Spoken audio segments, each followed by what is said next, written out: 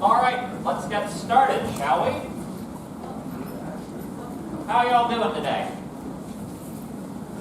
Good. Good. Yeah, 2 thumbs. Awesome. So, welcome back to class. I guess you like the class, but you seem to keep coming to it. So, oh, I know, it's because of the test, right? Gotcha. So, last time we were talking about dictionaries. We talked about dictionaries pretty much the entire class last time. We briefly introduced the make-change problem. I said some fancy stuff about it, how this is an important class, this is a representative of an important class of problems within computer science.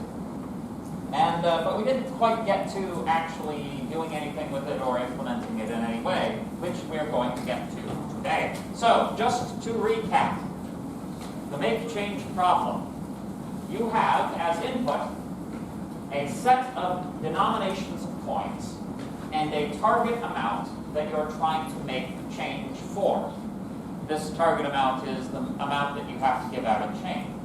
What you want to do here is you want to compute the arrangements of coins which satisfies that target value, but has the minimum number of coins in it, right?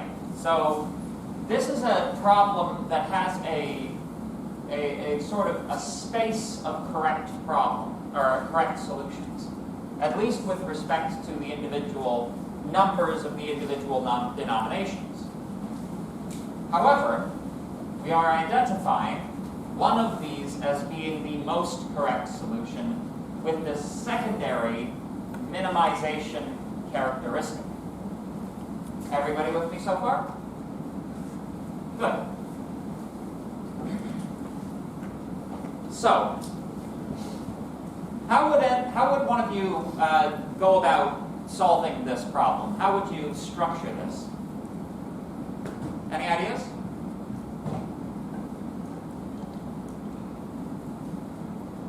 Yes, sir. I guess we like start with like the 200 and kind of work your way down. Yeah. Start with the highest value coin, and then work your way down. So let's put a little more flesh on those bones. What you have just described is the so-called greedy algorithm.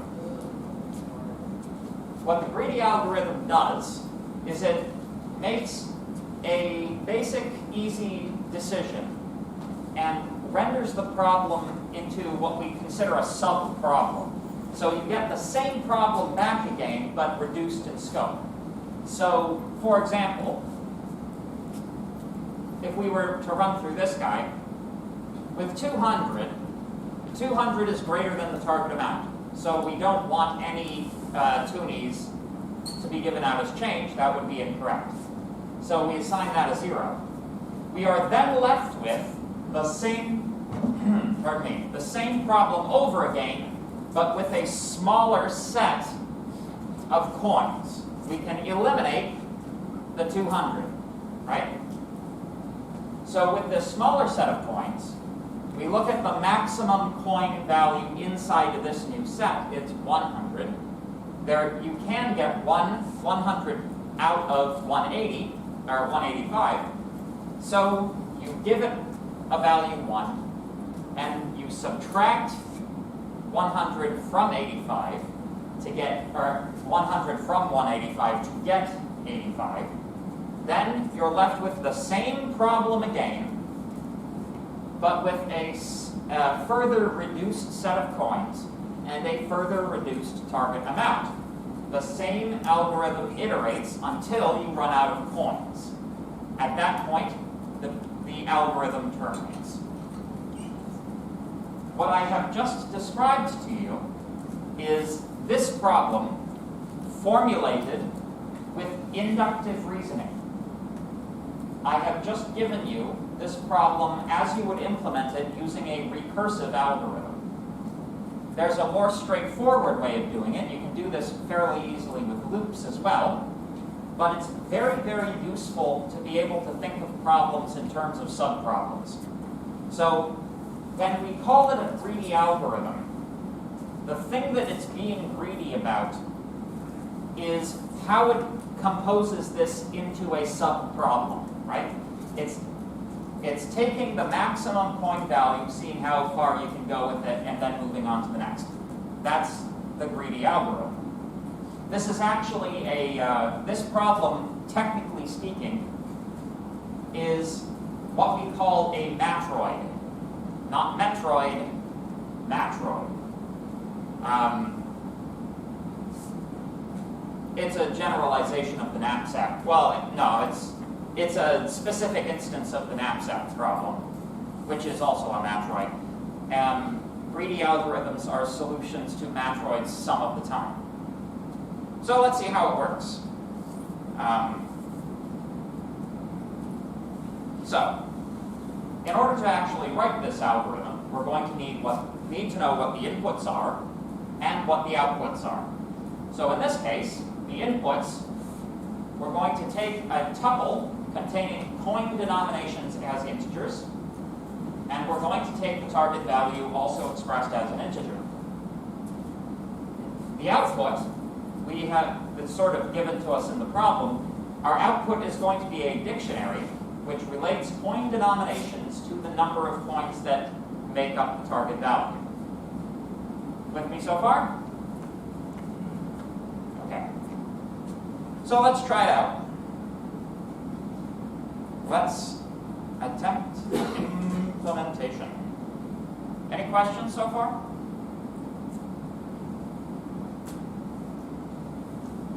Okay.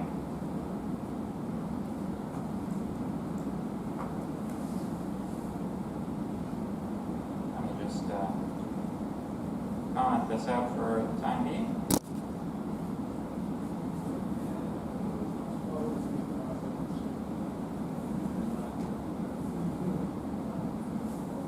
Oh, question? Could you just turn the front row lights off, please? Oh, yes, perfect, thank you. No, that's the wrong way.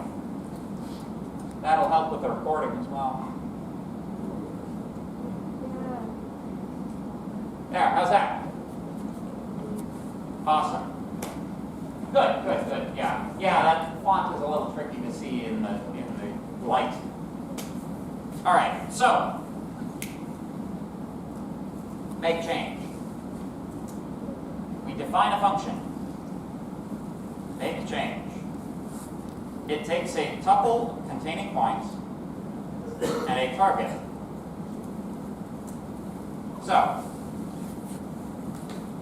for the time being, let's assume that the points are being given to us as given above here. Let's assume that they are in ascending order. All right? So, and we can do several implementations of this, but let's start with a fairly basic one that uses just while loops. So, let's have a loop index be I, right?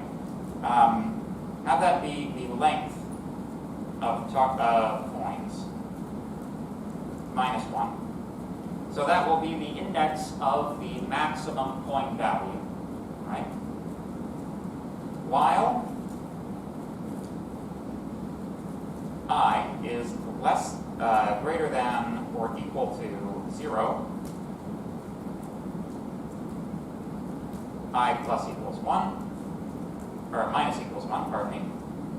We'll just throw that in there now because if I forget it, it'll be trouble, so I'll just put it in there now. So we now have the problem of computing. Well, first, let's just make sure that we're getting the coins in the correct order, right? Whenever you set up a loop or anything like this, I recommend printing things out to make sure that you're seeing the things in the order that you expect them to come. You have a question there, sir? Shield said I is greater than 1 equal to 0. What does that actually mean? Oh, that's a typo. The 1 shouldn't be there. It should be I greater than or equal to 0. Thank you. Yep. So, print coins at I. Let's execute this.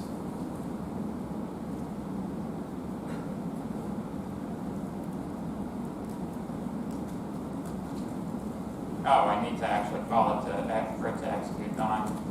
So, make change. The tuple shall contain 1, 5, 10, 25, 100, 200. I'm including the penny because I feel bad for the penny. There we go. Python topic 4.i. So you can see the first one we get is 200, then 100, etc., etc. So we are in fact tracing through the tuple from largest to smallest, which is good. So now we need to determine how many times the coin denomination goes into the target. Any ideas how one might go about doing that?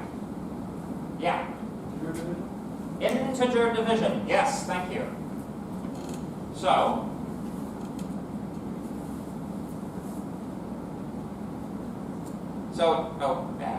I know, I've got num block on. That's why I inserted that one. So, let's set up our dictionary, first of all, so we have somewhere to put the coins, right? We can say d at coins at I is equal to coins at I, target divide by that, integer divide by that. There you go. So now we can return d at the end and see how the algorithm goes so far. It's not finished yet, but let's see what it does so far. So, for 200 we get 0, 100 we get 1, 25 we get 7, 10 we get 18, 5 we get 37, and 1 we get 185. So, we are successfully determining how many of each coin goes into the target amount, but we also need to subtract that from the target amount for the next loop iteration. So, there's one of two ways to do that. The sort of quick and dirty way is to actually operate on target itself. If you want it to be a little safer, you could, set aside its own variable, but let's just go with this for now. So how do we get the amount that remains after we've taken the coins out with one simple, easy operator?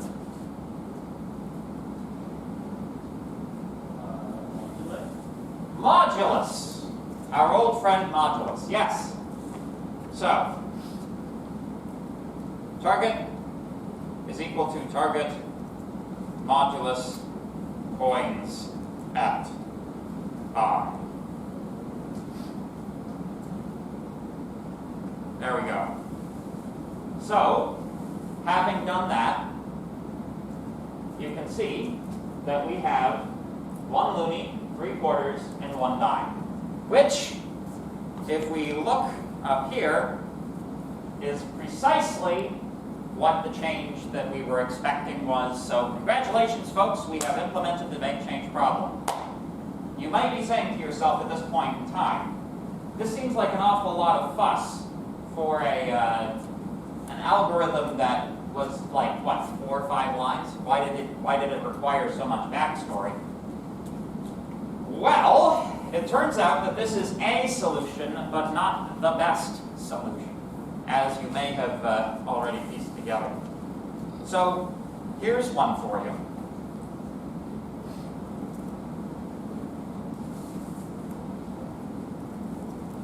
Let's call make change game, but give it 1, 5, 7, 10, 25.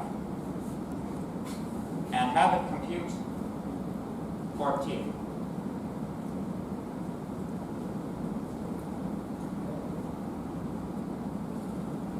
Now, to look at this, what's the smallest number of points that you can use to achieve that target, and what are they? 2 sevens. Yep. 2 sevens make 14. No other arrangement is that efficient.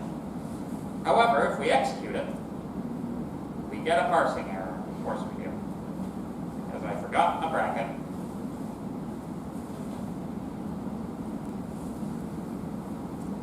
There we go. What we actually end up with, 1 dime, 4 pennies. Because it's just going through according to the largest one, picking that out. It's not like it doesn't see the solution involving the 2 sevens. So in fact, this is a solution but not the solution. Now it turns out that this problem is what we call a non-polynomial problem. This gets into like more advanced algorithms material, but essentially, when it comes to algorithms, we classify an algorithm based on the proportion with which its runtime increases relative to its input size. So, if the input grows according to the square of the input size, we consider that to be we call it big O n squared, or an n squared algorithm. So you've got lots of these different types of algorithms. You've got n squared, you've got n cubed, you've got n, you've got log n. Incidentally, when you're talking about computer science, logarithm almost always means the base 2 logarithm, not the base 10 or the base natural number, what is it called? E. Base E logarithm. Left, the natural logarithm. We pretty much always mean base 2 logarithm. So basically, anything that is proportional to n to the x, those are what we consider polynomial algorithms. Non-polynomial algorithms are greater than that. So you have algorithms that may be proportional to 2 to the power of n, which grows extremely quickly.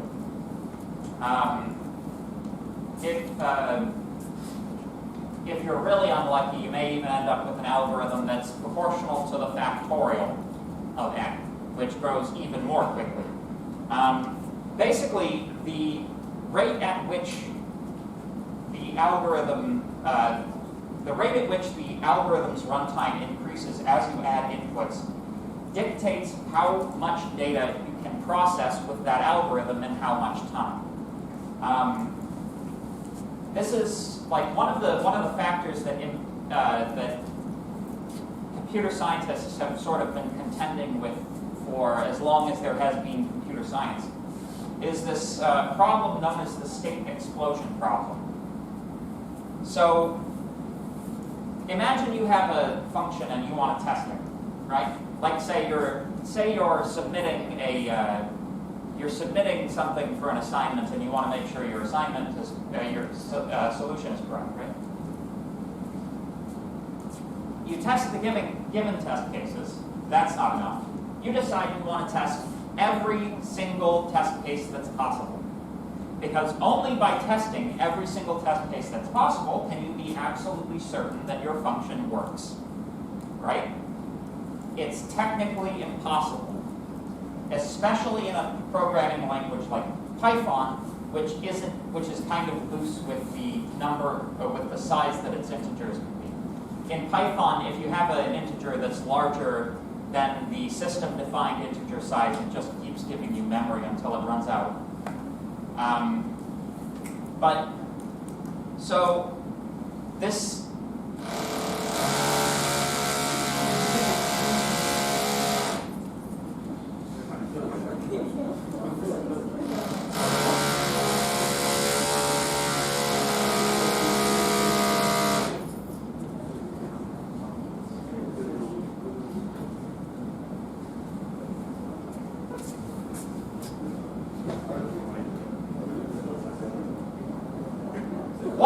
run a railroad. What was I talking about? State explosion. Thank you. So, exhaustive testing is impossible because the number of test cases that you would have to test is 2 to the power of n, where n is the number of bits in your input. Because each bit can be different, and that each bit being different represents a different test case. What that means, in practical terms, if you wanted to exhaustively test, say, for example, half of a tweet, right? So,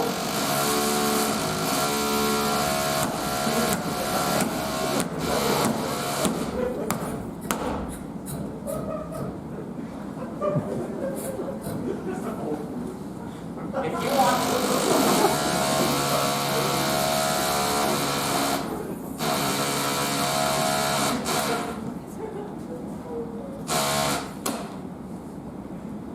I'll be back.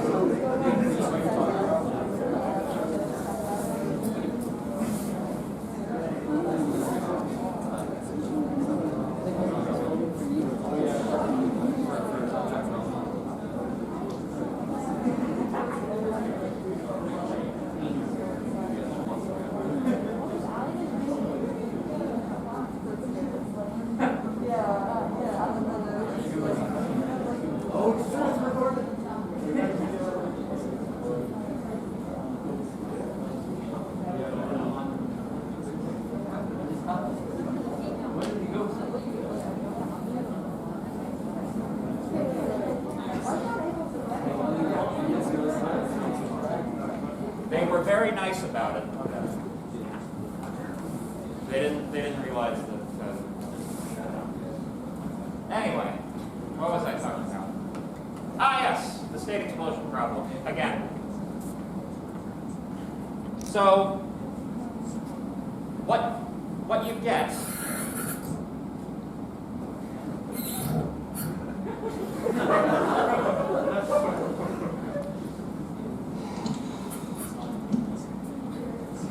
Yes? Yes, yeah. So if you want to test the characters that are contained in half of a tweet, right? A tweet is 140 characters, right? So that's 70 characters that you're testing times, well, we can do it on the board. So let's say only Google, need the internet.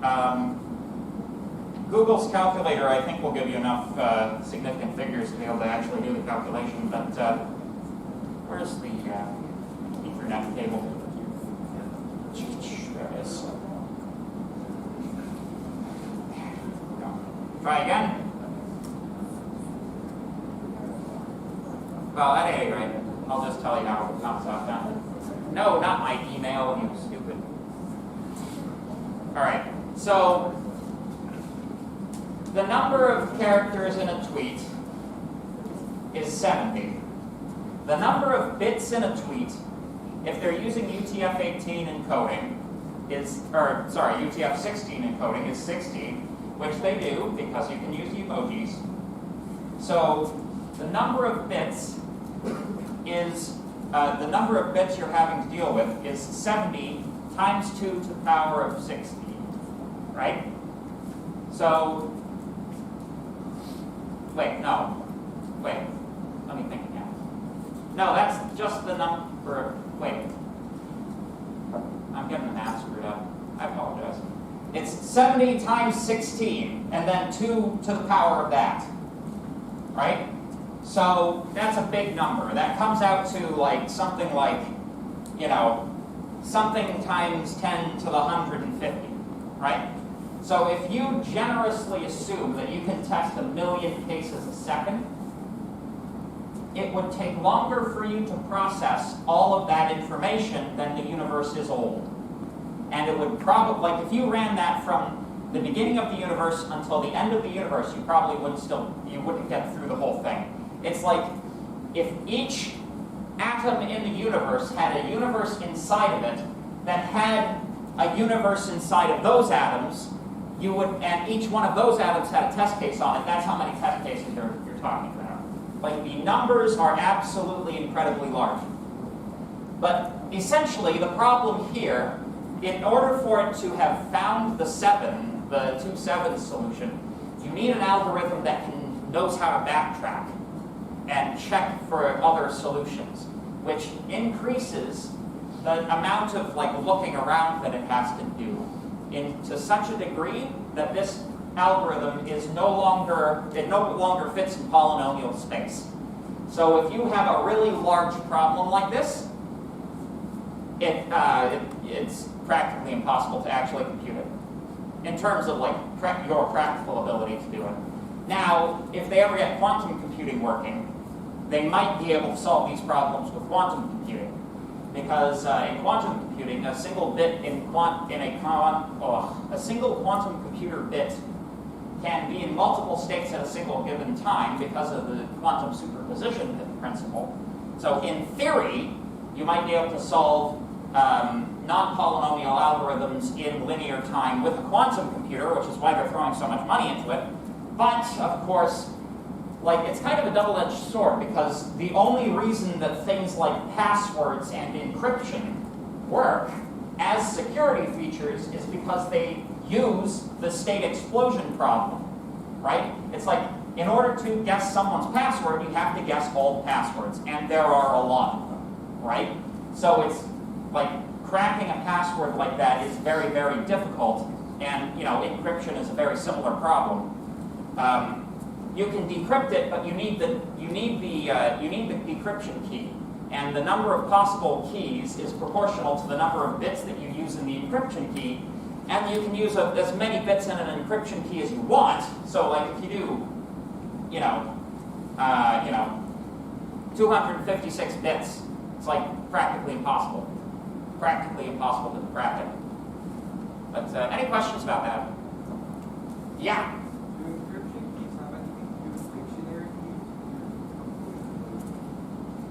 No. Okay. So here's encryption, your really rough 2-minute introduction to encryption, which is an entire branch of science, right? So what encryption is, right? You have a number. Everything in a computer is a number. So you have a number, right? You apply some mathematical function to it that requires another number, and you get a different number out of it. That calculation must be reversible using the same number. If that other number that you're using, that's the encryption key.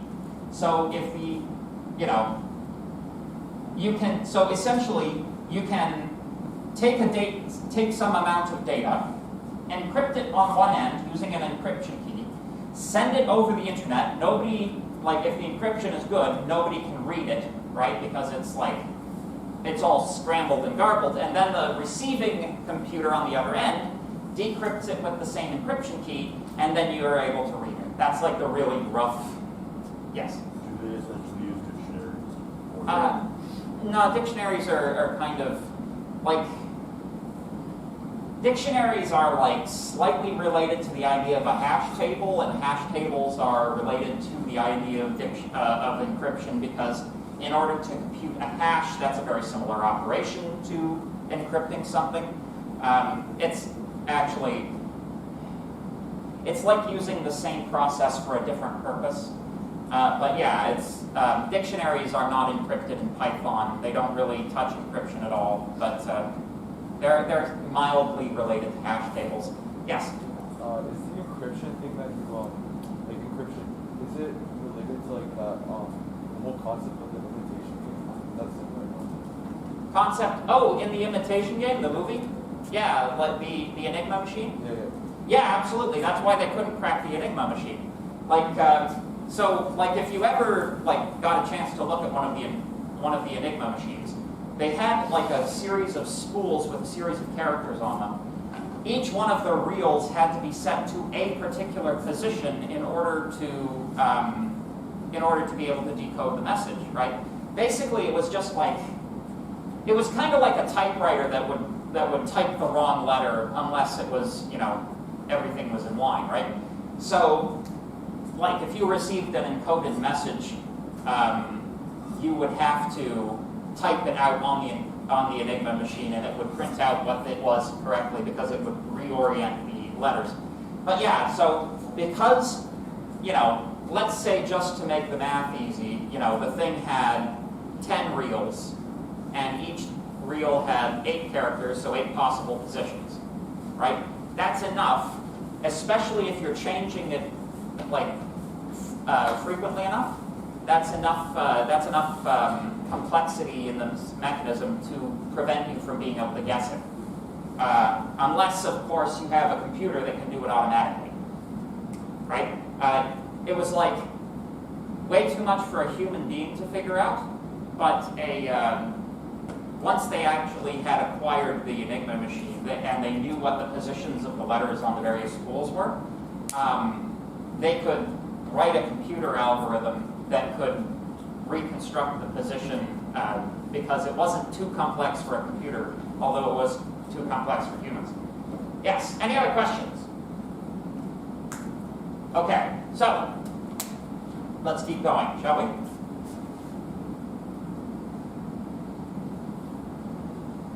So, what procedure will be used to compute the end? Well, we already talked about that. Greedy algorithm, yes. That's this is the slides' interpretation. Will our greedy algorithm always give the smallest of the points in that example? Yep. So, our solution will give the correct answer so long as each coin value is at least twice as much as the last one. But so there is a condition under which this algorithm works and is correct. But to some degree, that puts too much. That puts too many assumptions into the input, right? It's no longer a general purpose algorithm at that point, right? Yeah. Okay. So that's topic 4. Any questions before we move on to topic 5? Yes, sir. Is there a way so that we can write programs where it just gives us like 2 7? Oh, can we rewrite this one? Well, yes, one that maybe the example you did. Would that be good? Not until 3rd year. Oh. Yes. Could you and this might be totally wrong, but could you check it and then do it the normal way and then do it the same way but remove the first time that you get a 1 and then do that way and just clone the sorting algorithm that or something? Okay, we'll do it. I'll do it on here, but yeah. So yeah.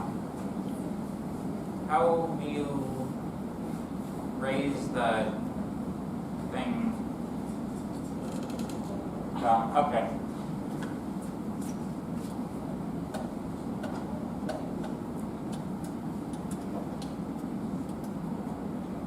There we go. All right.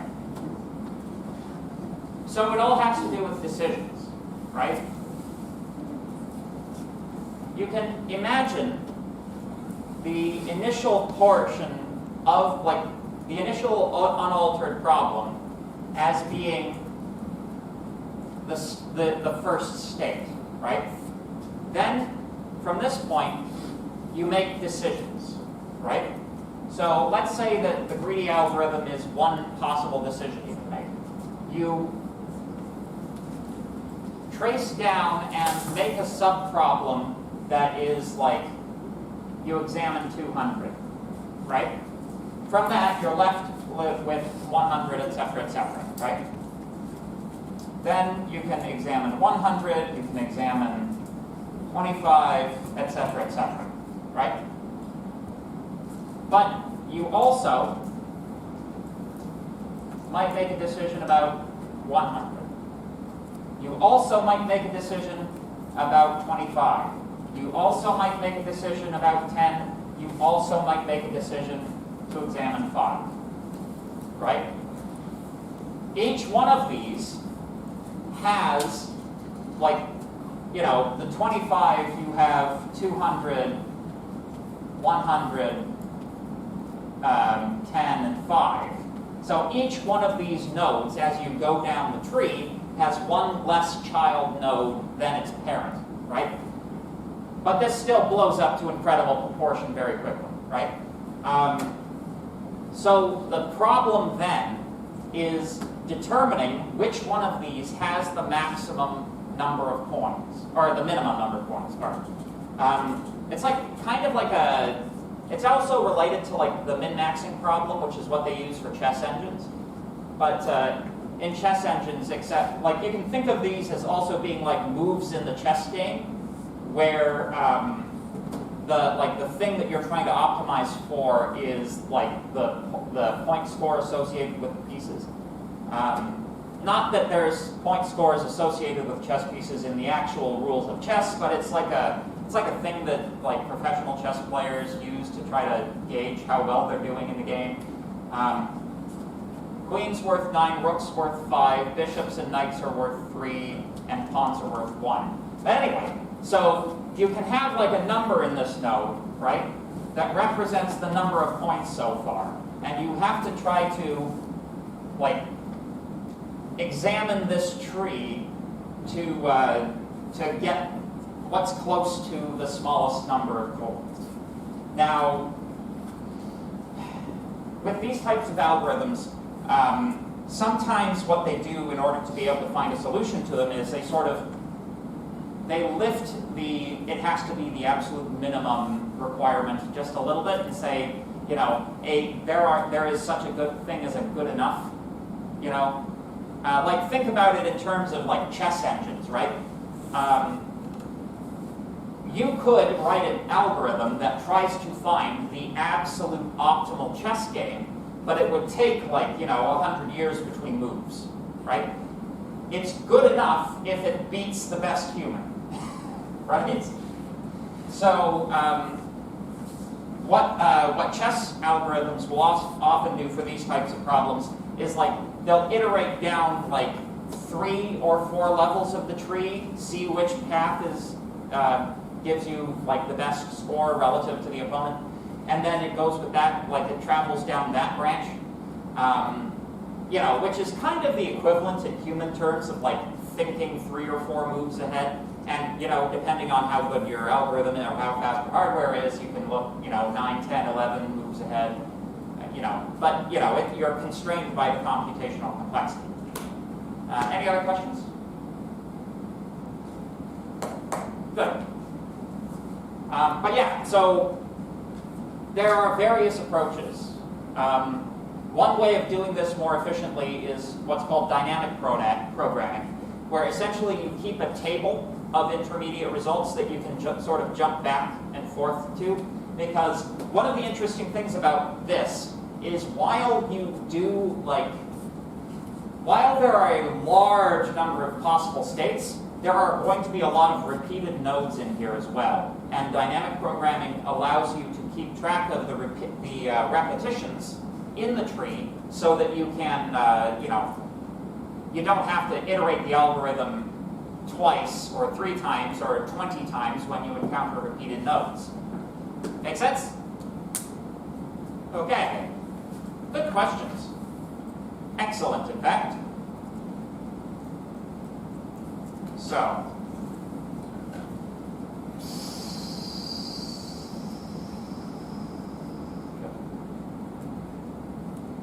we got 10 minutes left. We can get into the next one a bit.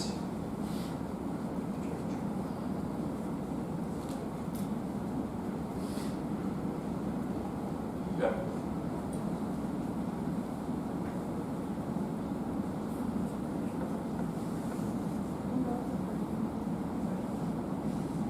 So, topic 5. functions and recursion.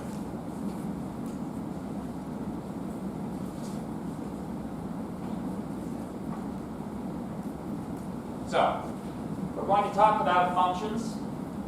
We've talked about functions a lot, but we're going to get into some of the finer details. We're going to talk about the scoping of variables. We're going to have some software design points. We're going to talk about recursion, and then we're going to talk about some more algorithms type material. So, functions. We all should know what a function is by now. It is a way of grouping together computing statements into a single name so that they can be referred to collectively in other places and perhaps multiple times in the program. It is a form of abstraction. The syntax of function definition is something you should be very familiar with by now, so we won't belabor the point. Here's an important piece of nomenclature.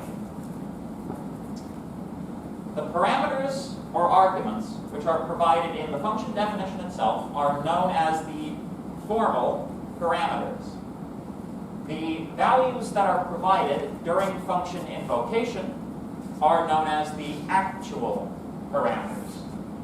The actual parameters are assigned to the variable names represented by the formal parameters during function call. This is what Python means by the pass-by assignment semantic. But this should all be reviewed.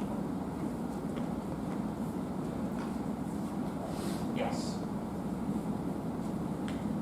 So,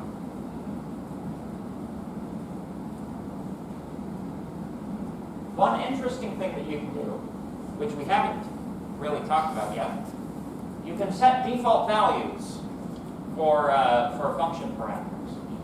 So it's pretty easy. All you do is you provide an assignment inside of the function declaration line itself.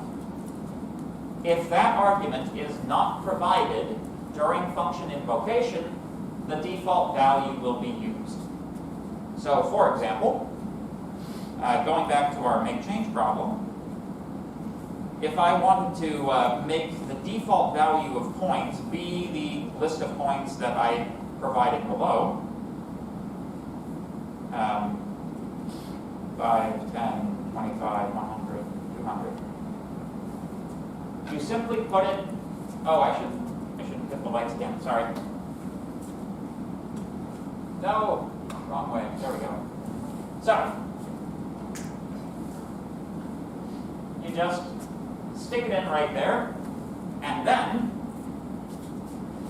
if that's what you want, you don't actually have to provide the argument. Now, the only trick to this is that anything with default arguments has to come last in the list of arguments. Oh, what the heck? There we go. So it'll be target, comma, point. So, now,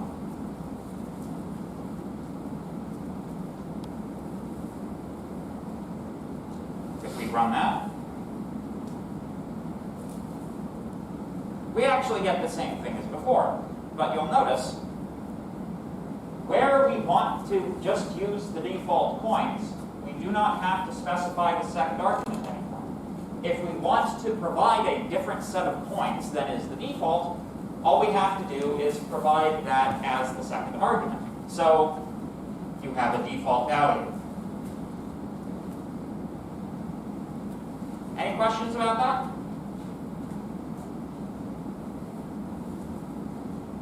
If you want to assign things, if you want to give arguments values that are outside of the order as declared, all you have to do is use that same type of assignment inside of the function invocation line. So, for example, a Python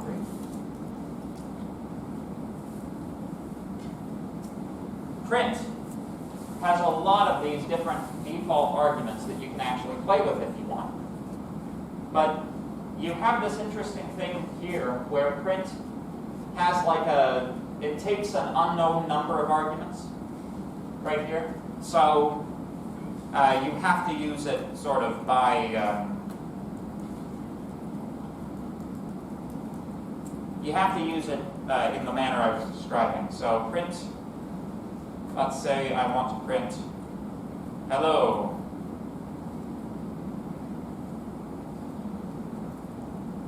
World. If I remove this space, it should print. There we go. So this just prints hello world. But I have two arguments provided. I can say separator is equal to new line, tab. New line, tab. And there are lots of these things that you can play with. Like end is equal to, that's all, folks. And there you go. Normally, the end character is new line, which is why the prompt appears after it's printed this string rather than on the next line. Good? Good. So, let's talk about scoping.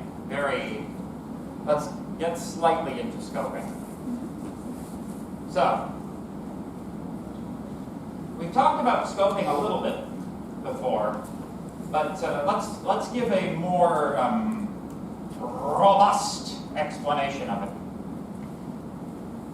So in general, the range of existence of a variable is dependent on its position within the program. Variables which are created inside of functions are destroyed when that function terminates. Excuse me. When the function is invoked, they pop into existence like spring flowers, and by the time the function has ended, they curl up, shrivel up, and die like those same flowers in the fall. There are actually very good reasons for this that are kind of like architecture-y, and maybe if you take 1xc3, it'll give you an idea about it, but, you know. So, those are the variables which are declared inside of functions. Global variables apply to the entire file. You have to use a special global keyword to be able to access a global variable within a function, but it's relatively easy to do, and of course, the information in global variables is preserved between function calls, because obviously it would be.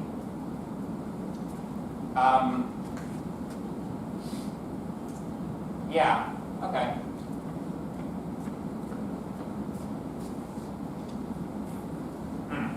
I'm going to take the next 3 minutes and explain why it happens that way. So, this is going to be a little bit on the advanced side, but I think we can do it in the next 2 minutes. So, in Python, everything is inside of a function, including everything that doesn't look like it's inside of a function. The function is called main, and it just exists. It doesn't require you to instantiate it or anything. It's there by default. So, inside of the computer, we have a thing called the stack frame. The stack frame controls the execution of functions. So you have a stack, right? In this stack, you have main. Main is executing. This is the actual memory region where main's variables are kept. Main's variables are global with respect to any function that main calls, but local with respect to main. Local with respect to the operating system, for example.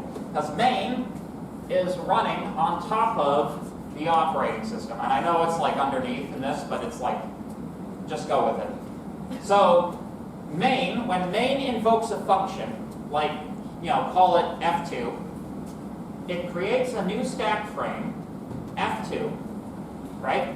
Whatever point main is in its execution, it stores where it's at in a different place. It then jumps into F2, executes F2 until termination, then jumps back to the point at which it was in, that it was in main, right? When F2 terminates, the whole darn thing is erased from memory, right? So, since that's physically where its local variables are stored, the local variables are deleted with the stack frame. So, and this is how functions work, actually. So if F2 invokes, like, F3 2 times, it'll do the same process that main used to get into F2. It'll pop it out, load up F3, execute it down, return, erase, continue on a little further, pop back in, load F3 again, execute, go back to the point at which it commenced F3, then it'll jump back into main. Well, I know that's a terrible mess of arrows, but that's how stack frames work, very, very roughly. But that's why local variables don't exist after the function has been deallocated. It's because the memory itself is destroyed.